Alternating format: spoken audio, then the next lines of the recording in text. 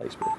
I bit my tongue, so You did? I'm trying to keep my Oh. try to keep my mouth fairly shut. I did that an hour and a half ago, yelling at somebody in practice. And it still hurt. Oh, it absolutely It's does. still, I thought you were speaking figuratively. it's still like- bleeding. Yeah, no, like I haven't to I literally bit the crap out of my tongue, so Must have really been mad at you. I was for a minute. Yeah.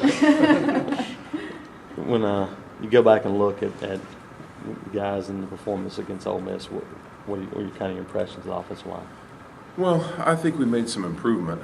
I think we're still, even this late in the season, not playing at a level that I think any of us think they're capable of, and I think that's the most important thing. Even though we're this far into the season, the question still remains: how much better can we get? How much can we improve? And it's easy at this point in the year for a lot of guys, especially when you're beat up, banged up, which everybody is this time of year if you play this game, particularly in the line. You are beat up. But if your guys can keep finding a way to get better every week, and I know that sounds like coach speak, but I think that's one of the keys to having a good team is if guys will continue to work at improving in the areas that they're weak in, then you got a chance to get better and better as the year goes on. Coach, you're a guy that prides yourself on having a physical offensive line. I know you want the most physical offensive line in the country. Do you feel like these guys have shown what you'd like to see in terms of being physical? No, we're not where we need to be.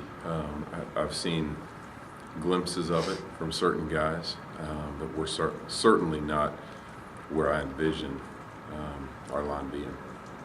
Knowing how much Clint was looking up at the sky against Florida, and how much Georgia made Brantley look up the sky this past weekend, are you nervous, or what are you telling your guys going forward? I think it's a great challenge. If you're a competitor, then you look forward to that. But they do have some great pass rushers, and I think their defensive line is a real strength on their team. And they're an interesting combination because they've got some really big physical guys that are very, very good against the run, which their stats show. But they've also got some really fast guys that can run on the edge, and that can present a problem in pass protection because you get these physical guys pushing up the middle and you get these fast guys running around the edge, and before long, the quarterback feels like he's in a vice grip. And so it's our job to prevent that, obviously. But I think your question was, am I nervous about it? Yeah. No, I'm not nervous about it. I'm looking forward to it. Is Chad starting to get more comfortable at guard? I think he is, yeah. I think he would still tell you that it's a daily challenge for him to become consistent at the techniques that are necessary at that position. And with him in particular, it's been a combination of both playing guard rather than tackle, but also moving over to that left side. I mean, he was to a point where he was pretty comfortable on the right side. But as things have shaken out, we knew that we'd have to get him ready on both sides.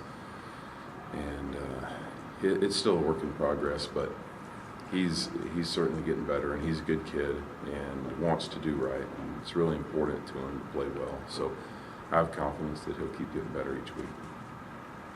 You feel like at this point of the year, your guys' run block is ahead of your pass block, or how do they kind of stack up with each other? Yeah, I'd say we're probably slightly ahead in that regard, but due to the nature of what we do offensively, that's probably always going to be the case. We're a run-first offense, and you can say that you want to be good at everything, and you certainly do. You have to be, but if you're going to be great at anything, then I think you've got to emphasize that. And we certainly spend a lot of time on both. But if there's a priority, if you look at the number of times we snap the football and hand it to Mike or Ontario or Trey versus the number of times that we're going to drop back and throw it, it doesn't make sense to spend an equal amount of time on both. And so I think, there are some offenses that do the opposite.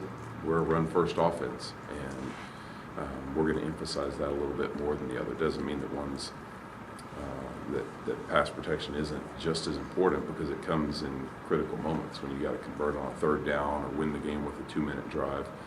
But it's a long-winded answer to a short question. But yes, I would say that we're a little bit ahead there, but we still have a lot of improvement we can make in the run game as well. With this offense, kind of when it's been at its best, it's been kind of getting the lead, and then in the second half of running the football, grinding it out. Was that really good to see Saturday? Absolutely. And, I think that's any good running football team. You look at any team that's good running the football, they get better as the game goes on. And I think particularly when you have the type of run game that we do that's very much a north-south game, and you really try to get downhill on people, I think it has the ability to wear on people, particularly if we're able to get the tempo going and pace them a little bit. I think it has the potential to really wear on teams and pick up in the second half, like it did a lot last year. So, yeah, I think that was good for us to kind of get back to that.